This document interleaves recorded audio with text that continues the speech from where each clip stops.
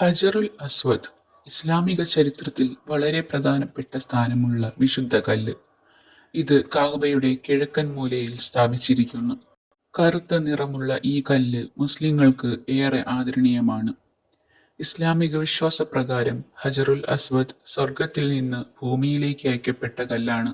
ആദ്യം ഇത് പാലിനേക്കാൾ വെളുത്ത നിറത്തിലായിരുന്നു. പിന്നീട് മനുഷ്യരുടെ പാപങ്ങൾ കാരണം കറുത്ത നിറമായി എന്നും ഹദീസിൽ പറയപ്പെടുന്നു. ഇബ്രാഹിം അലൈഹിസ്സലാമും മകൻ ഇസ്മായിൽ നബി അലൈഹിസ്സലാമും കഅബ പുനർനിർമ്മിക്കുമ്പോൾ ഈ കല്ല് അതിന്റെ ഇപ്പോഴത്തെ സ്ഥാനത്ത് സ്ഥാപിച്ചതാണ്.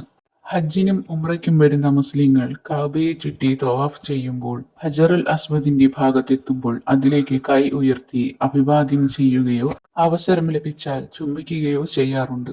ഇത് ആരാധനയല്ല, മറിച്ച് മുഹമ്മദ് നബി സല്ലല്ലാഹു അലൈഹി വസല്ലം ചെയ്ത ഒരു സുന്നത്തിനെ പിന്തുടരുന്നതാണ്.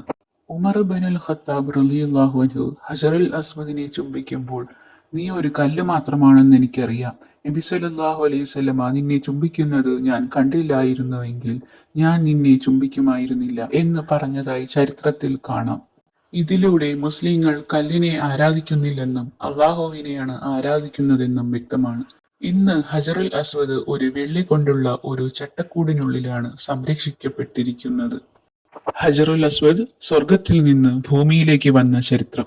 ഹജറുൽ അസ്വദിനെ സംബന്ധിച്ച് ഇസ്ലാമിക പാരമ്പര്യത്തിൽ പറയപ്പെടുന്നത് ഇത് അള്ളാഹു സ്വർഗത്തിൽ നിന്ന് ഭൂമിയിലേക്ക് ഇറക്കിയ ഒരു വിശുദ്ധ കല്ലാണെന്നാണ്. ആദം നബി അലൈഹിസ്സലാം ഭൂമിയിലേക്ക് വന്നപ്പോൾ അള്ളാഹുവിന്റെ ആരാധനയ്ക്കായി നൽകിയ പ്രത്യേക അടയാളങ്ങളിൽ ഒന്നായാണ് ഇതിനെ ചില പണ്ഡിതന്മാർ വിവരിക്കുന്നത്.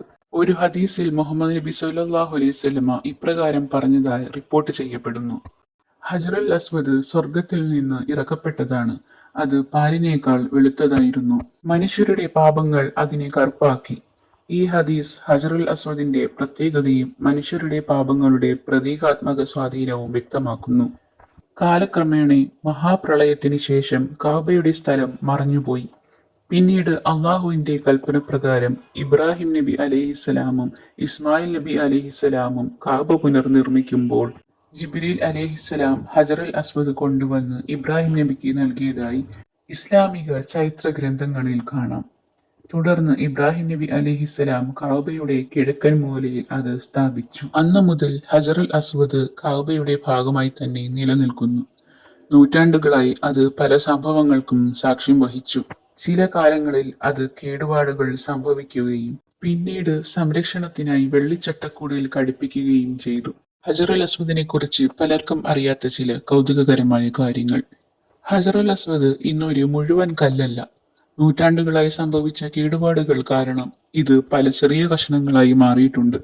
ഈ കഷണങ്ങൾ ഒരു പ്രത്യേക മിശ്രിതം ഉപയോഗിച്ച് ഒന്നിച്ചു ചേർത്ത് വെള്ളിച്ചട്ടക്കൂടിനുള്ളിൽ സംരക്ഷിച്ചിരിക്കുകയാണ്. ഒരു കാലത്ത് ഹജറുൽ അസ്വദ് മക്കയിൽ നിന്ന് കൊണ്ടുപോയിരുന്നു. ക്രിസ്തുവർഷം 930 കർമേഷ്യൻസ് എന്ന സംഘം മക്ക ആക്രമിക്കുകയും ഹജറുൽ അസ്വദ് എടുത്തുകൊണ്ടുപോകുകയും ചെയ്തു. ഏകദേശം 22 വർഷങ്ങൾക്ക് ശേഷം അത് വീണ്ടും കഅബയിലേക്ക് കൊണ്ടുവന്നു. ഇത് സ്വർഗത്തിലെ യാഖൂത്ത് കല്ലായിരുന്നുവെന്ന് ചില പണ്ഡിതന്മാർ വിശദീകരിക്കുന്നു. ഹജറുൽ അസ്വദ് ന്യായവിധി ദിനത്തിൽ സാക്ഷ്യം പറയുമെന്ന് ഒരു ഹദീസിൽ അള്ളാഹു അതിന് സംസാരിക്കാനുള്ള കഴിവ് നൽകുമെന്നും ആത്മാർത്ഥതയോടെ അതിനെ സ്പർശിച്ചവർക്ക് വേണ്ടി അത് സാക്ഷ്യം പറയുമെന്നും പറയപ്പെടുന്നു. ഈ വീഡിയോ ഇഷ്ടപ്പെട്ടാൽ ലൈക്ക് ചെയ്യാനും സബ്സ്ക്രൈബ് ചെയ്യാനും മറക്കല്ലേ.